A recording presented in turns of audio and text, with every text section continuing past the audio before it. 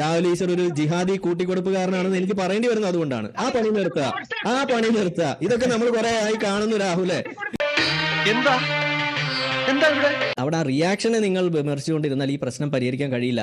ഇതിനുള്ള സാധ്യത ഉണ്ടാക്കി വെക്കുന്ന ഈ ഒരു കപട മതേതര ബോധം, ഈ സെന്റർ റൈറ്റും എന്നൊക്കെ പറഞ്ഞിട്ട് ഇവിടെ കിടന്ന് മെഴുകുന്ന ഒരു രീതി, അത് നിർത്തിയിട്ട് പ്രശ്നത്തെ പ്രശ്നമായി കണ്ട് അതിനെ കൃത്യമായിട്ട് അഡ്രസ് ചെയ്യാൻ നിങ്ങൾ മുന്നോട്ട് വരാത്ത കാലത്തോളം കൺസർവേറ്റീവ് പൊസിഷൻ എന്ന് പറഞ്ഞാൽ എല്ലാ മതങ്ങളെയും ബഹുമാനിക്കണം.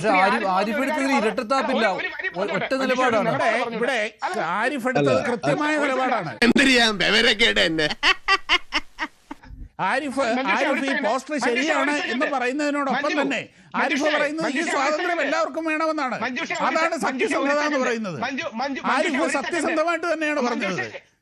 താങ്കൾ രാഹുലിന്റെ കാര്യത്തിൽ എന്താണ് സത്യസന്ധത ഇല്ലായ്മ? ഇത് തന്നെ ഒരേപോലുള്ള സമാന വിഷയങ്ങളോട് ഈ രാഹുൽ ഈശ്വർ എങ്ങനെയാണ് പ്രതികരിക്കുന്നത്? ഇവിടെ കാണിച്ചു. അതായത് ഇവിടെ ഒരു മുസ്ലിം ലേഡി പൂത്തിരി കത്തിച്ച പോസ്റ്റിന്റെ താഴെ വന്ന വൃത്തികെട്ട കമന്റുകളോട് ഈ രാഹുൽ ഈശ്വർ എങ്ങനെയാണ് പ്രതികരിച്ചത്? ഒരക്ഷരം മിണ്ടിയിട്ടുണ്ടോ? ഇതാണ് കപടത എന്ന് പറയുന്നത്. ഇതാണ് കള്ളത്തരം എന്ന് പറയുന്നത്. അല്ല ശ്രീ മഞ്ജുഷേ, എല്ലാവരുടെയും അവസരത്തിൽ ആർക്കെങ്കിലും കയറി സംസാരിക്കാൻ അവസരം കൊടുക്കരുത്.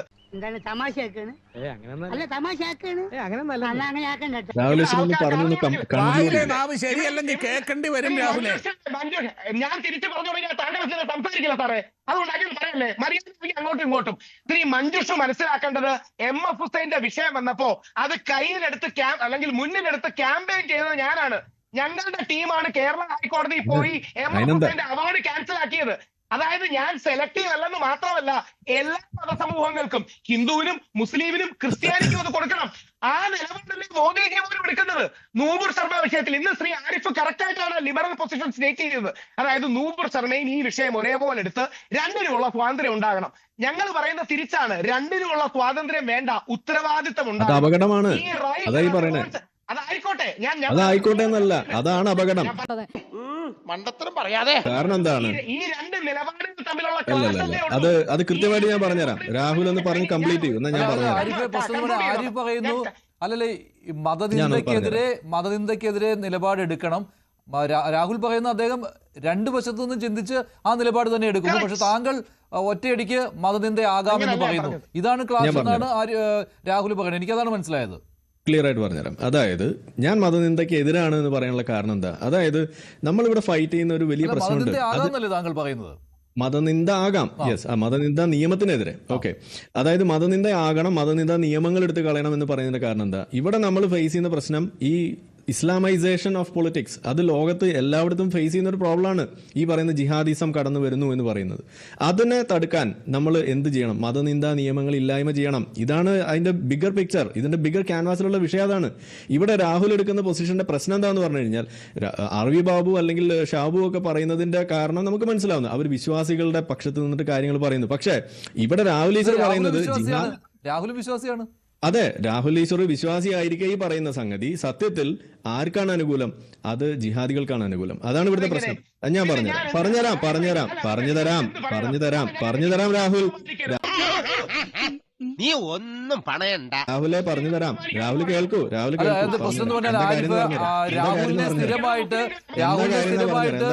ജിഹാദികളുടെ പക്ഷക്കാരൻ എന്ന രീതിയിൽ ഒരു ഇമേജ് ഉണ്ടാക്കുന്നുണ്ട് സാമൂഹ്യ മാധ്യമങ്ങളിലൊക്കെ. അങ്ങനെ ഒരു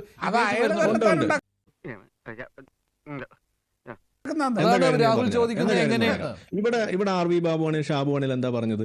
ഞങ്ങൾക്കിത് പ്രശ്നം ഉണ്ടായിരുന്നില്ല, പക്ഷെ ഇത് വൺ സൈഡഡ് ആയിട്ട് ഇതിങ്ങനെ ചെയ്യുമ്പോൾ ഇത് ഞങ്ങൾ പ്രതികരിക്കാൻ നിർബന്ധിതരാകുന്നു എന്നാണ് പറഞ്ഞത്. എന്ന് വെച്ചാൽ ആ വൺ സൈഡഡ് ആയിട്ടുള്ള പ്രതികരണമല്ല.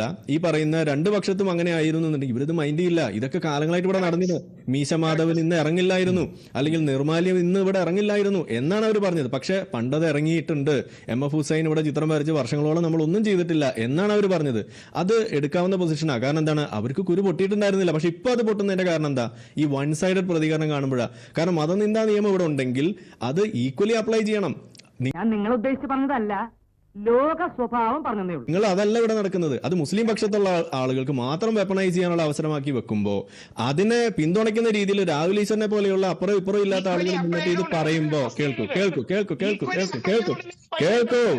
രാഹുൽ ഈശ്വർ കേൾക്കൂ. രാഹുൽ ഈശ്വറിന്റെ ഇരട്ടത്താപ്പ് ഞാൻ ഇവിടെ കാണിച്ചു തരാം.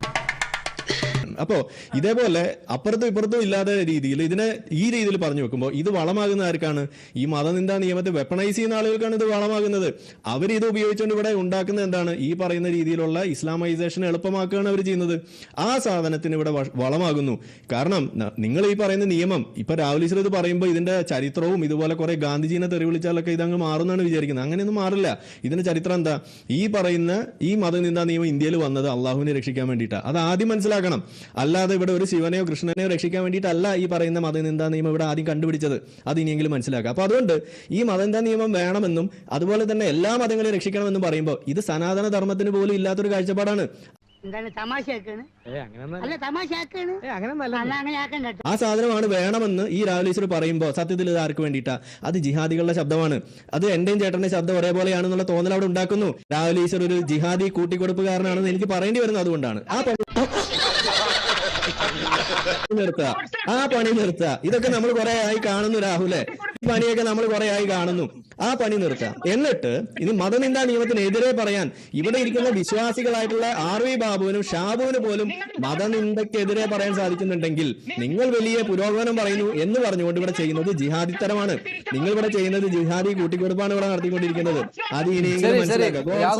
വളരെ ഗുരുതരമായ ആരോപണമാണ് താങ്കൾക്കെതിരെ. മോശം പ്രതിച്ഛായ വീണ്ടും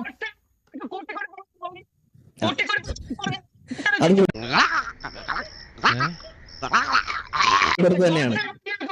അത് കൂട്ടിക്കൊടുപ്പ് തന്നെയാണ്. അതും കൂട്ടിക്കൊടുപ്പാണ്. രാഹുൽ ഈശ്വർ ചെയ്തുകൊണ്ടിരിക്കുന്നതും കൂട്ടിക്കൊടുപ്പാണ്. രണ്ടും കൂട്ടിക്കൊടുപ്പാണ്. ഓക്കെ, രണ്ടും കൂട്ടിക്കൊടുപ്പാണ്. രണ്ടും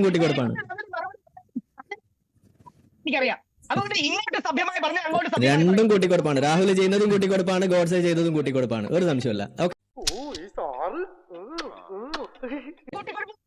ഒന്ന് ഹിന്ദുത്വ കൂട്ടിക്കൊടുപ്പാണെങ്കിൽ ഇവിടെ രാഹുൽ ഈശ്വർ ചെയ്തുകൊണ്ടിരിക്കുന്നത് ജിഹാദി കൂട്ടിക്കൊടുപ്പാണ്. അത്ര വ്യത്യാസമുള്ളൂ. ഓക്കെ, ജിഹാദി കൂട്ടിക്കൊടുപ്പാണ് രാഹുൽ ഈശ്വർ ചെയ്തുകൊണ്ടിരിക്കുന്നത്. കൂടുതലൊന്നും പറയരുത്. ഞാൻ കുളി കഴിഞ്ഞ് ഇറങ്ങിയുള്ളൂ.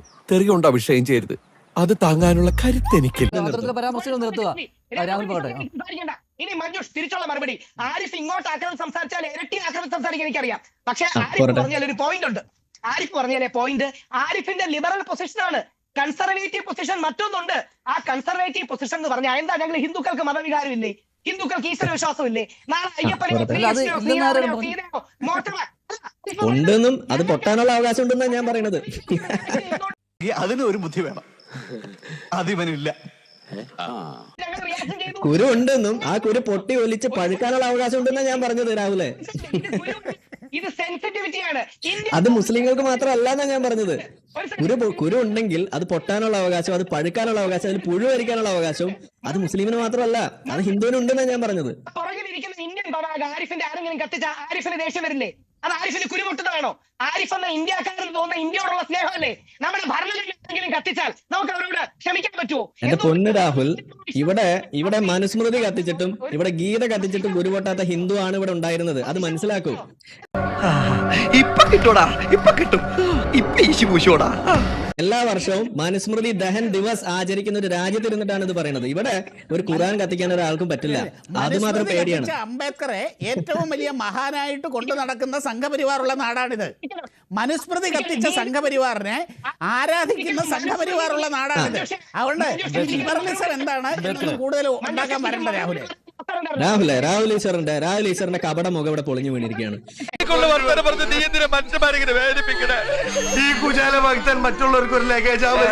ഈ ജിഹാദി കൂട്ടിക്കൊടുപ്പിനെങ്കിലും നിർത്തൂ. ഓക്കെ, വിഷയങ്ങളെ വിഷയത്തിന്റെ അടിസ്ഥാനത്തിൽ അതിന്റെ ക്ലാരിറ്റിയുടെ അടിസ്ഥാനത്തിൽ കാര്യങ്ങൾ പറയുന്നതിനെങ്കിലും ശ്രമിക്കുക. ഈ ആരെയും സുഖിപ്പിക്കാൻ വേണ്ടിയിട്ട് കാര്യം പറയുന്നത് നിർത്തുക. അതാ വേണ്ടത്. ഓക്കെ,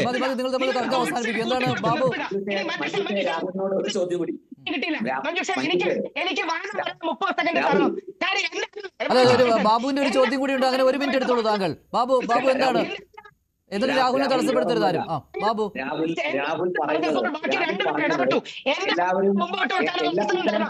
രാഹുൽ ബാബുവിന്റെ ചോദ്യം കൂടി ഉണ്ട്. ബാബുവിന്റെ ഒരു സംശയം കൂടി ഉണ്ട്. അതുകൂടി കഴിഞ്ഞിട്ട് രാഹുലിന് പറയാം.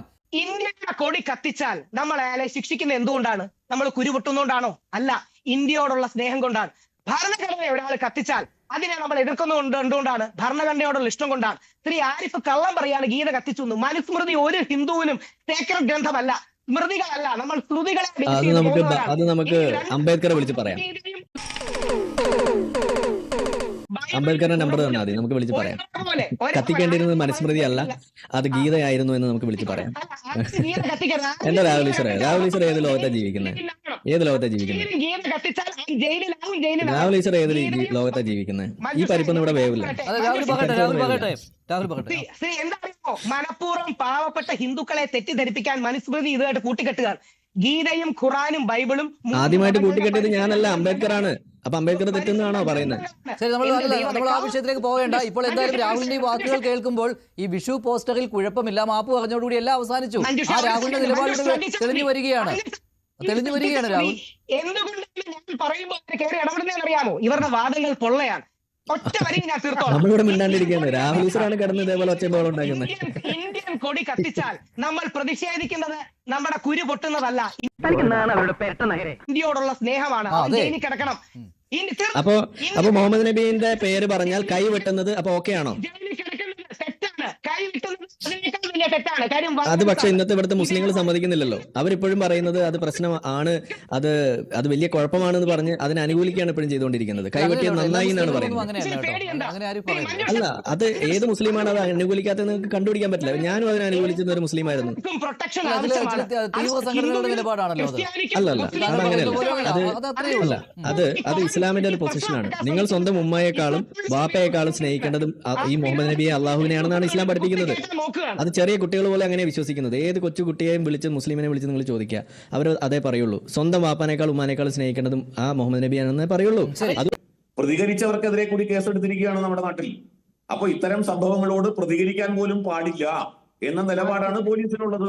അതല്ല നമ്മൾ കണ്ടത്. ഇപ്പൊ ഇവിടെ നേരത്തെ രാഹുൽ ഈശ്വറോട് ചോദിച്ചത്, ഈ ഇന്ത്യൻ ദേശീയ പതാക കത്തിക്കുന്നത് ഈ രാജ്യസ്നേഹത്തിന്റെ അടിസ്ഥാനത്തിലാണ് അതിനെ എതിർക്കുന്നത് എന്നതുപോലെ തന്നെ ഇത്തരം സംഭവങ്ങളെ ഉണ്ടാക്കുമ്പോൾ അതിനെതിരെ ശക്തമായി നിയമനടപടികൾ സ്വീകരിക്കണം, അതിന്റെ പിന്നിൽ പ്രവർത്തിച്ചവർ ആരാണെന്ന് കണ്ടെത്തണം എന്ന് പറയുന്നത് അത് സ്പർദ്ധയുണ്ടാക്കലാണ് എന്ന് രാഹുൽ ഈശ്വർ പറയുന്നത് എങ്ങനെയാണ്? അപ്പോ അബദ്ധം പറ്റുമോ സാർ?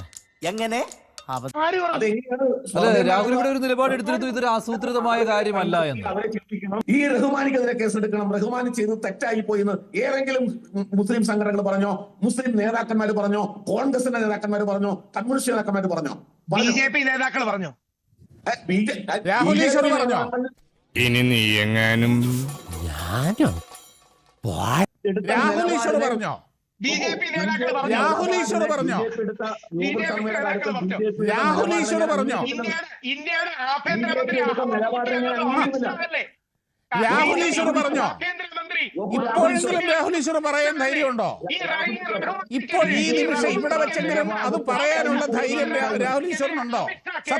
നീ ചീറ്റുള്ളൂ, കൊത്തത്തില്ല, പല്ല് പോയില്ലേ?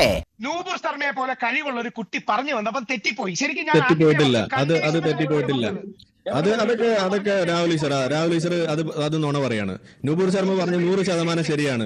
മുഹമ്മദ് നബി 6 വയസ്സുകാരിയെ കല്യാണം കഴിച്ചതിനെ കുറിച്ച് ഞാൻ പറയേണ്ടി വരും, അല്ലെങ്കിൽ ആകാശത്തേക്ക് പറന്നു പോയതിനെ കുറിച്ച് ഞാൻ പറയേണ്ടി വരും എന്ന് പറഞ്ഞ് 2 മുസ്ലിങ്ങൾ പോലും വിശ്വസിക്കുന്ന കാര്യമാണ്. അപ്പൊ അതുകൊണ്ട് നൂപുർ ശർമ്മ പറഞ്ഞത് തെറ്റിയെന്നൊന്നും പറഞ്ഞിങ്ങോട്ട് വരണ്ട. ആ മാതിരി എഴുന്നള്ളിപ്പൊന്നും വേണ്ട. അത് ശരി. അപ്പൊ ഞാൻ മാതിരി എഴുന്നള്ളിപ്പൊന്നും വേണ്ട. നൂപുർ ശർമ്മ പറഞ്ഞത് 100% ശരിയായ കാര്യമാണ്. അതവിടെ നിൽക്കട്ടെ. ഇനി എന്തുകൊണ്ട് BJP ആ നിലപാടെടുത്തില്ല എന്ന് പറഞ്ഞു കഴിഞ്ഞാൽ ഇത് ഇവിടുത്തെ കൊച്ചുകുട്ടികൾക്കും പോലും മനസ്സിലാവുന്ന കാര്യമാണ്. കാരണം എന്താ, BJPയുടെ അന്നത്തെ ഭയം എന്ന് പറയുന്നത് അവർ ഓൾറെഡി മുസ്ലിം വിരുദ്ധരാണ് എന്നുള്ള ഒരു ചാപ്പ ഇവിടെ ഉള്ളപ്പോൾ ഈ പറയുന്ന രീതിയിൽ ഒരു സാധനം എടുത്തു കഴിഞ്ഞാൽ BJPക്ക് കൂടുതൽ അടിയാവുകയുള്ളൂ. അതുകൊണ്ടാണ് അവർ അതിനകത്ത് നടപടി എടുത്തിട്ട് മുസ്ലിങ്ങൾക്കെതിരെ കേസുമായിട്ട് അവർ പോകാത്തത്. ഇത് മനസ്സിലാക്കാൻ വലിയ റോക്കറ്റ് സയൻസ് ഒന്നും വേണ്ട.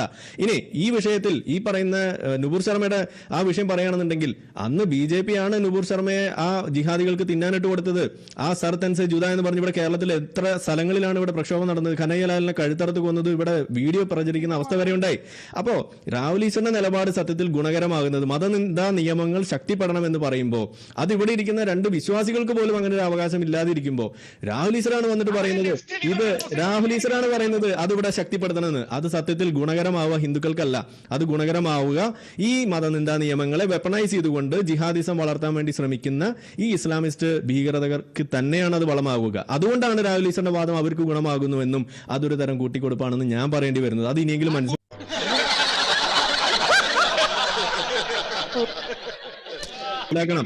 അത് ഇനിയെങ്കിലും ഗോഡ്സെ ചെയ്തതും കൂട്ടിക്കൊടുപ്പാണ്. അവസാനിപ്പിക്കുകയാണ്. വീണ്ടും പഴയ ചർച്ചയിലേക്ക് തന്നെ. തല്ലുകൊണ്ട് ഓടുന്നവരല്ലടാ ഞങ്ങളെല്ലാം ഒതേനന്റെ നാട്ടുകാരാ. ഉദയന് ഞാൻ ഒന്നിച്ച് പഠിച്ചവരാ. പിന്നെ ഈ ഓട്ടം അത്